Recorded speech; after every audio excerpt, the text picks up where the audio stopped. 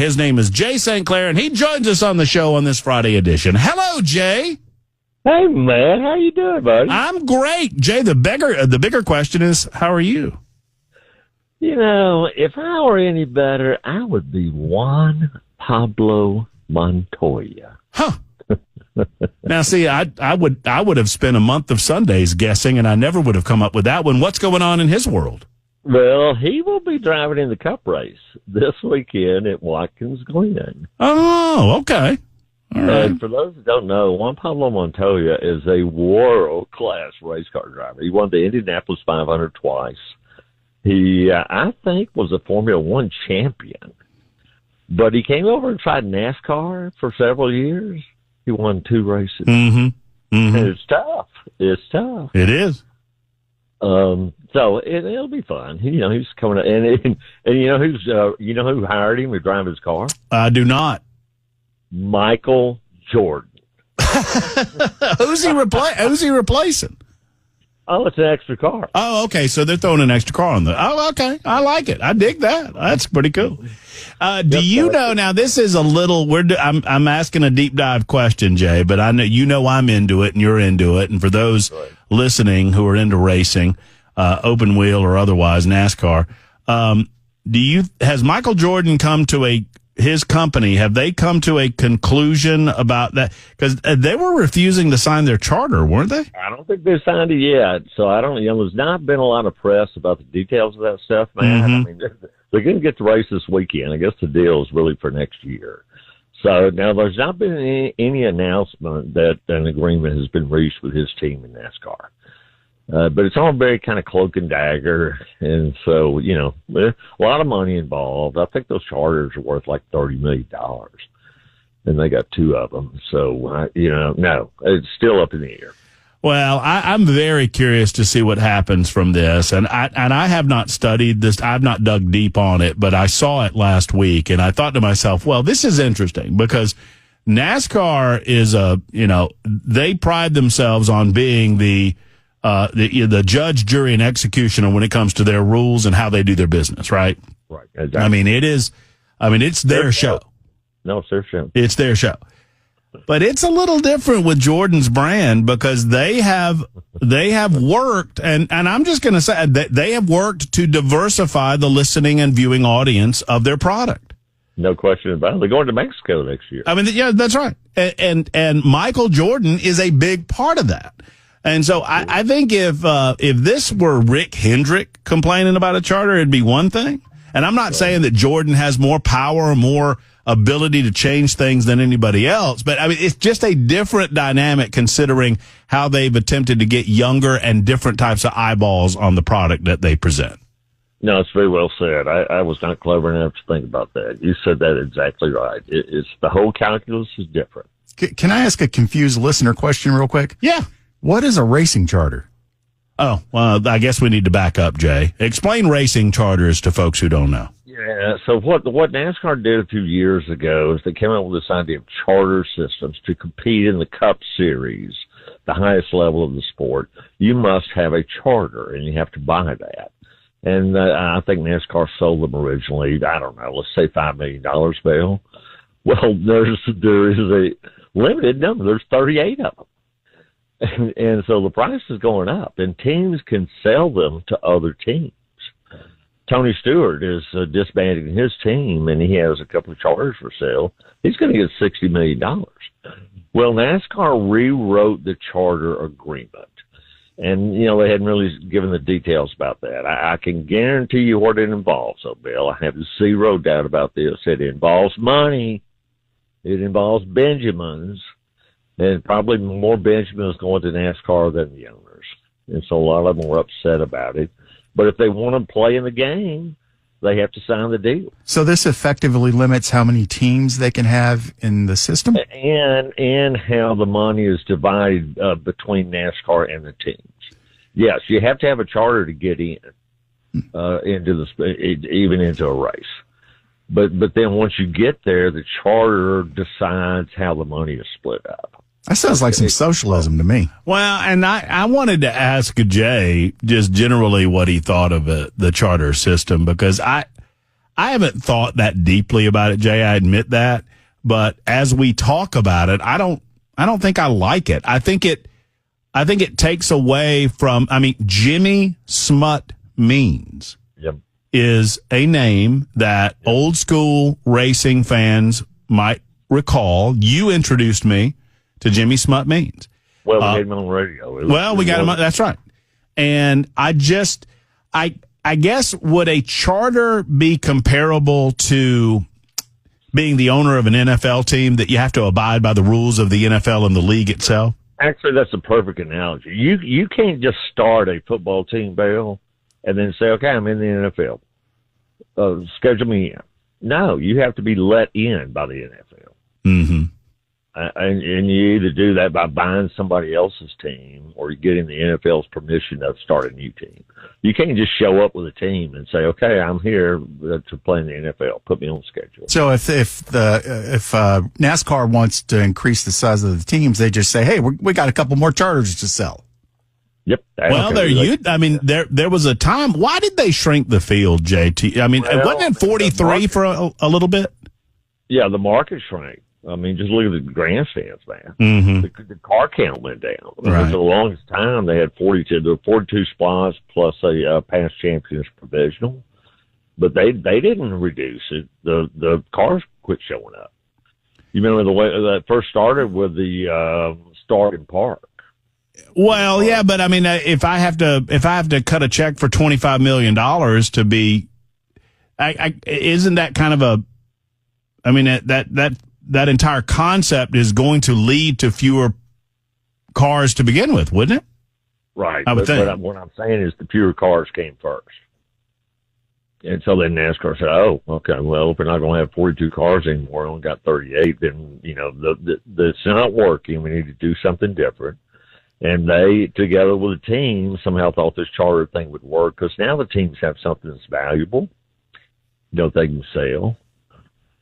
But also, NASCAR can just come in and renegotiate the deals. I mean, let's say right now the money gets split 50-50. Well, NASCAR can say, no, now we're getting 60 and you're getting 40. So Sally has written in on the Super Text line. And by the way, you can get any question about either NASCAR or legal matters in on the Super Text line, 615-737-9986. Sally says, so basically the NASCAR charter is to keep out teams with less money? Well, that's that effect. I don't know if that was the intent, but there won't be any more Jimmy Means running in Cup. And for those who don't know, Jimmy Means was a self-funded deal, right? I mean, he owned his own cars, he drove his own cars. Yep. Those are dinosaurs. Those people are going, well, you know who owns I guess he didn't own his own car. The only guy that can afford the closest to that right now, Denny Hamlin.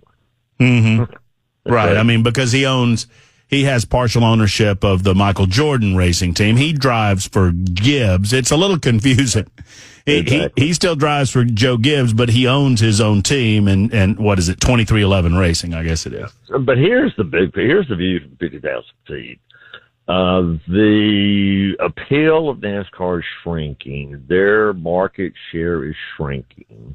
They're tearing down grandstands at racetracks, man. And so they've got to do something to change their model, and this is what they've done. And now they're tinkering with it a little bit. And my guess, it's all about money. We don't know the specifics of it. They strong-armed the other people. They asked Richard Childress about it, and he said, well, I hated it, but I didn't have a choice. But I don't know. And look, I mean, the next time I start a racing organization will be the first time that I start a racing organization. So I'm not one to question it, but it just occurs to me that you rebuild your brand and you rebuild your audience base by building local participation in the sport, I would think. I mean, and maybe I'm wrong. Maybe that world is gone. Maybe the world of folk. I mean, maybe the world of filling a grandstand at Nashville Fairground Speedway is over. I don't know. Yeah. Well, so much of the money now is TV. Yeah, that's true. The gate's really not that big of a deal. Well, but I'm not. I'm talking about interest. I'm talking about interest in racing. I mean, and the more millionaires and gajillionaires are involved in it, and the less, I just feel like the less Jimmy Means that we see, the further away it gets it from how it grew originally. And maybe this is just me being an old man on a front porch lamenting the way it used to be. I don't know. Yeah. Well, and we ain't going back. I'll tell you that. I agree with that. That's the sad reality. All right, Jay, we'll get to some legal questions in just a moment as we visit with our good friend, legal correspondent, life consultant, and gambling buddy, Jay St. Clair. A lot of conversation, man, oh man, more than I thought we would get about the NASCAR charter system. You can't complain about NASCAR being about money and be a fan of capitalism. Well, sure I can. Sure I can. I just did. 4515 says NASCAR died with Dale Earnhardt and his accident. No, it actually didn't. It is continuing this weekend, and it will continue. Maybe it died for you, but I don't know that it died for everyone. Certainly not me. Jay St. Clair is with us. FRI J in progress. A lot of conversation on the super text line about this conversation regarding charters. I want to ask you. And I've got several legal questions on the docket, but I want to ask you this, Jay, just your thoughts on this, because I was thinking about this during the break. You got me thinking about the world that we live in now. I don't think that I think NASCAR is almost in a box. I think racing generally is having such a difficult time because I just think the world has changed from the one that we grew up in. When I grew up, I understood engines in as much as my grandfather could explain them to me. I understood different cars and different car manufacturers and different brands. I don't think there's brand loyalty anymore. And I just think a lot of it is the world has changed around NASCAR. NASCAR is doing its best to keep up, as with all motorsports. Does that make sense to you? Oh, it does. And I guess I view it more kind of they're in the entertainment business, right? They're entertainers. And in the heyday, the 60s, 70s, maybe a little bit of the 80s, there weren't as many entertainment choices, Matt. Mm-hmm. There are a lot more entertainment choices now. And so to compete, I think there's still maybe their TV draw is maybe equal to the NFL. But there's, the competition for eyeballs is just so much greater now. And I do think the product has suffered. I think what made NASCAR so popular during its heyday were the personalities. The David Pearson and Dale Earnhardt and Darrell Waltrip. Cale Yarborough. Yeah. Yeah, they were larger than life and all these rivalry. It's kind of like wrestling, right? You had the good guy and the bad guy, and you got to have that to make it interesting. And every so often the bad guy wins, and it was the big personalities. Well, that's gone. It's gone out of golf. Same thing. I couldn't tell you the last time I watched professional golf on TV. They're all a bunch of robots, except for Bryson DeChambeau and the videos that he makes that one. I watched those. Yeah. Oh, Donald Trump and Bryson were something else. I guess there's something to be said for that. I mean, but they also try to have it both ways. They did the Have At It Boys a few years ago. Right. And then the boys started having at it, and then they shut that all down. Right. Right. Yeah. In the interest of safety and for some legitimate reasons. But, no, I would agree with you that, and maybe it was just a different time. 0388 reminds us of Sterling Marlin. He said, I get it. I mean, there were a lot of personalities back in the Darrell Waltrip. Talking about that guy from Columbia, Tennessee. Right? I might be the only one that gets that reference, but I get that reference. All right. I get it. Hold on, Jay. We're going to get back to legal matters in a moment. Your legal questions coming up right after the news with Ken Weaver on Super Talk 99.7 WTN.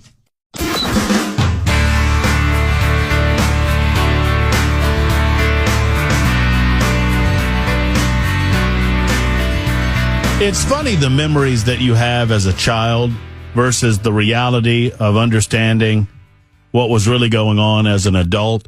You know, we're talking about NASCAR and my experience with NASCAR as a kid. And for some reason, Jay, and the redheaded stranger has written in, that's what I call Pamela Furr, and she says Cale Yarborough was her favorite as a kid. And for some reason, I don't know why this was. I guess it was because of the Allison gang. When I was a boy and you would see races in the early 1980s on television, I thought of Cale Yarborough as a Yankee. And I don't know why. Well, South Carolina. You know what I mean? I mean, I guess because the Allison boys were so down home and you know, you kind of vaguely knew of the rivalry between the two groups. And I don't know. I just, for some reason, I thought of him as and he drove the Hardee's car too. And I still thought of him as a Yankee. Well, I thought Sterling Marlin was from East Tennessee. Well, several people have brought up, is it Cuckoo? Yeah. His dad was Cuckoo, right? Right, Cuckoo Marlin. Yep. And, man, a lot of people bringing up names. Tim Richmond, one of the best drivers ever. Yeah. Now, you talk about a personality. Golly. And I think it was Cale Yarborough that gave Dale Walter the nickname Jaws. It was right when the Jaws movie came out. Uh-huh. And, you know, Walter would always run his mouth. Because he wouldn't be quiet. That's right. Let's see. Several questions coming up on the Super Talk, membersnutrition.com super text line of a legal nature. This one comes in. Could you ask Jay if he ever wore his racing helmet in a courtroom? I don't think you've ever worn that Hans device in a courtroom. I'm very respectful, and no, there's a couple of times I probably wished I had it on. I never got put in jail, but Judge Clement got real close one time. He was known for doing that. They have these little places where they hold prisoners when they're coming in to the courtroom, you know, because they handle criminal cases too. And he had several lawyers locked up. And everybody always said, are you going to Judge Clement's court? Yeah, better take your toothbrush. Because he would just, if he didn't like, was that contempt of court? Around line, he'd just say, bailiff, lock him up. Whoa. For about an hour. Get your mind. That's called getting your mind right. All right. Look, you got your mind right. 3887 writes in and says, legal question. I have 25-year-old non-violent felonies. No charges since. Right. And I would like to see my gun and voting rights restored. Yep. I get the online information is very confusing. Is there any chance y'all know where I can start? Expungement, certificate of restoration, pardon, Bueller, he says. Yeah, you're not going to like this answer, but I absolutely can tell you where to start because you've already been, you know, everybody's a lawyer now, right? They can go on the internet and practice law. But you've learned this yourself. The way you start to get a felony expunged from your record is to hire a lawyer. Mm-hmm. It's just that hard. It's that hard and it's that complicated. And it's just something that you need a lawyer to help you with. I'm sorry. I wish that it was easier. But my duty is to tell you the truth. You just got to get a lawyer. Well, that's right. And if these things matter to you, you're going to have to spend a little bit of money. And, you know, right. And I hate that for you, but that's good advice. Any other advice from a legal perspective? 615-737-9986. Jay, it looks as if Donald Trump lost two of the charges against him in Georgia. I guess that case isn't going very right. I don't think any of these cases, we've talked about this for months and months and months. But as we look at some of these cases, I mean, none of them are going anywhere before the election, and that would indicate to me that they're not going anywhere. Well, that's right. I mean, it'll be real interesting to see after that. But before we continue this conversation, I was hoping I'd get a chance to answer this question. I didn't watch the debate. You know, I don't do that kind of stuff. Did she at any point bring up his convictions? Yes.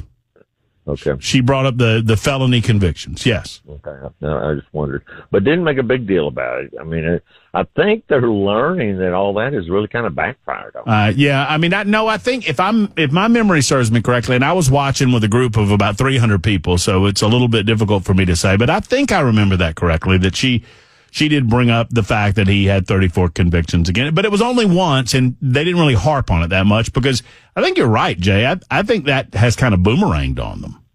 No, I agree with you. And no, none of the other cases, the other three cases, will not get decided before the election, but it'll be really interesting afterwards. And of course, it all depends on whether he wins or not. If he wins, then his attorney general can dismiss the two federal cases. Well, one of them's already been dismissed, but it's on appeal. But so he will then be in charge of those cases. And then the Georgia case, they cannot try a sitting president, so it'll be put on ice until his term is over. But now the more interesting thing is what happens if he loses. Mm-hmm. Will they continue with those cases? Because I've said all along the sole reason for these cases is to keep him from being president. Well, if he loses the race, will they continue? But see, they almost can't drop him then, Matt, because then it will just be painfully obvious that it was that their only purpose was election interference. Well, I don't think they'll drop them, and I think there's a couple of reasons for that. You just named one. The other, I think that TDS is real, and I think they want to extract a pound of flesh. I don't think they'll stop at him losing the election. I think they'll go a few steps further. And I believe this, Jay, and some might disagree with me, but I believe it would be a message to anyone else that would try to challenge the deep state bureaucracy. I believe that. I believe that they would be trying to send a message that this is what happens to people that try to work exterior of the process that we've set up in Washington, D.C. Yeah, public hanging. Yeah, that's right. Yeah. We're going to hang them in public so everybody can see, watch them swing. Let's see. What is the average cost to get an old record expunged? That's a difficult question, but yeah, but I was going to say that earlier. I would think it shouldn't cost more than $5,000. That'd just be my estimate. It's hard to give an exact number because lawyers just charge by the hour. That's like asking, well, how much is it going to cost to get my air conditioner fixed? Well, not all air conditioners are the same. That's right. That's right. Not all situations are the same. $500, and sometimes it costs $10,000.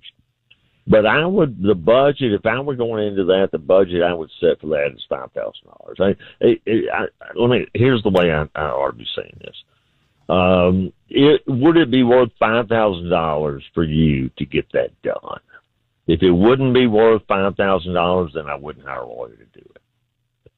But if it would be worth it for you, then I would hire a lawyer. I got it. Yeah, that makes sense.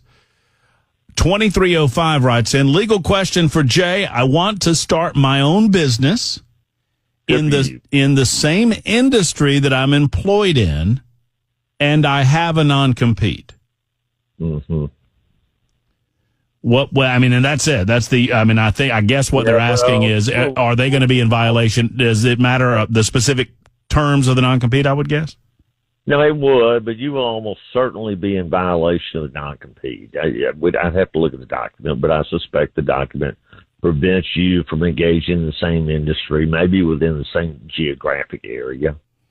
So you'll almost certainly be in violation of it, and they'll probably come after you, depending on how successful your business is. Non-competes, in my experience, are really pretty hard to enforce. Nobody likes non-competes. And Matt, I've been involved in a lot of cases involving non-competes.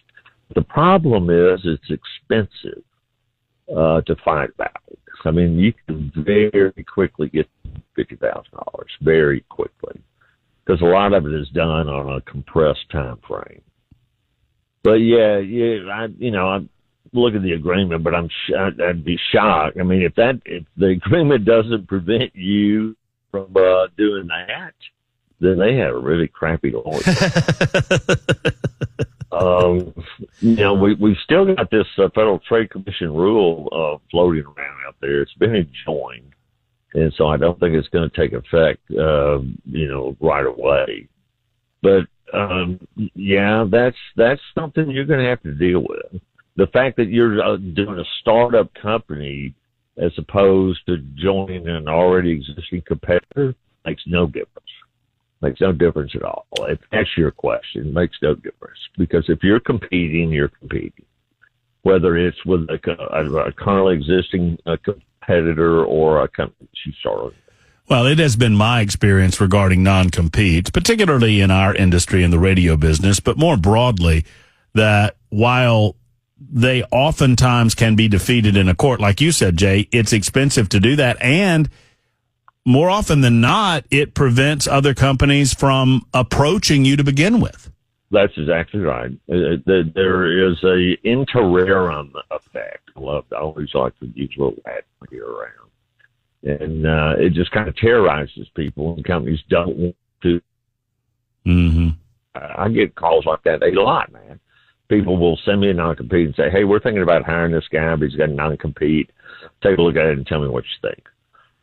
And if I say to them, well, yeah, it might be, could be, then a lot of times we'll say, well, we're not going to run that risk. Right. I mean, is the answer oftentimes, and I'm not asking you to get necessarily in specifics, but I would feel like knowing you the way that I do, the answer oftentimes is, how bad do you want him?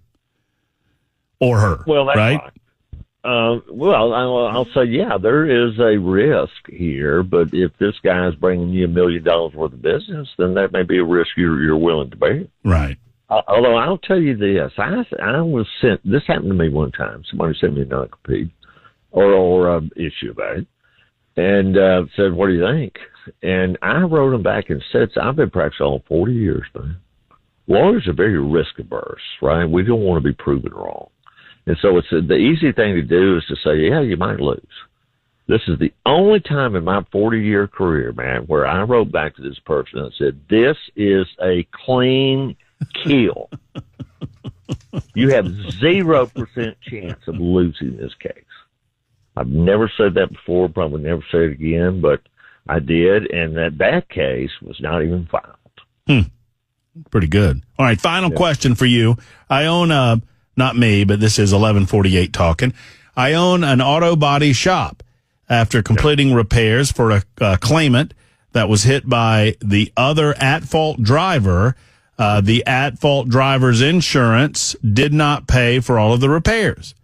The customer filed a lawsuit against me for unnecessary repairs because the insurance denied the items and didn't pay the full bill due. I repaired the vehicle for the owner since the owner is the only one that can authorize repairs, not the insurance company. Is the insurer not responsible for making them whole? The unpaid items are listed as not included operations in estimate system procedure pages and are frequently paid by other companies. So this auto shop body, I think, our auto body shop wants to go after some money. Do they go after the insurance company? I get it. Your relationship, your commercial relationship is with the owner of the car. I'm pretty sure. Maybe not. Who hired you? Did the insurance company hire you, or did he hire you? Mm-hmm. I'm guessing that he hired you because it's the other person's car, or the other person's insurance. So the guy that came in and said, "I want you to fix my car," he's the one that's responsible for paying the bill, and then he's got to go get the money from the other guy's insurance company. You don't have a direct relationship with the other person's insurance company. Now, yes, in the real world, that typically, that the insurance company is responsible for it, but they don't have that responsibility to you. They have it to this guy, or it's really the other driver that has it. The insurance company's just standing behind it. So if this guy has sued you for doing work that he did not authorize, sounds like that's what's happening, then you already get sued, then just counter sue in the same when you answer the lawsuit, and then just say, no, you did authorize the work, and you owe me for that work. I mean, the person you got to go after is the owner of the car, not the other person's insurance company. So I've been clear, man. Yeah, no, it's a perfectly clear. No, it sounds good. Sounds good.